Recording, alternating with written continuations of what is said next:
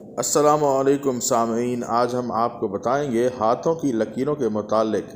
اکثر یہ غلط فہمی پائی جاتی ہے کہ اس کا تعلق ہماری قسمت سے ہے، مگر کیا آپ جانتے ہیں کہ ہاتھ کی لکیریں محض انسانوں میں نہیں بلکہ دیگر جانوروں جیسے کہ مانس، بندر وغیرہ میں بھی ہوتی ہیں۔ دراصل ہاتھ کی لکیروں کا تعلق قسمت سے نہیں ہے، یہ لکیریں ہاتھ پر موجود جلد کو ہاتھ کے استعمال کے دوران آسانی سے موڑنے یا کھینچنے میں مدد دیتی ہیں۔ انسان کے ہاتھ پر کم سے کم 3 بڑی لکیریں ہوتی ہیں اور یہ ماں کے پیٹ میں حمل کے 12 ہفتے میں بچے کے ہاتھ پر آ جاتی ہیں۔ ہر 30 میں سے ایک فرد کی 3 نہیں بلکہ محض ایک ہاتھ کی لکیر ہو سکتی ہے۔ ہاتھوں کی لکیروں کا مقصد ہاتھوں کی بآسانی حرکت، چیزوں کو پکڑنے کی صلاحیت وغیرہ سے ہے۔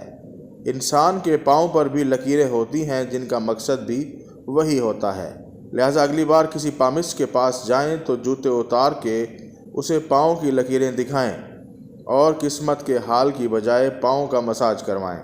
کم سے کم کچھ پیسے تو پورے ہوں گے۔ مزید دلچسپ معلومات کے لیے ہمارے چینل اردو انفارمیشن کو سبسکرائب کریں۔ شکریہ۔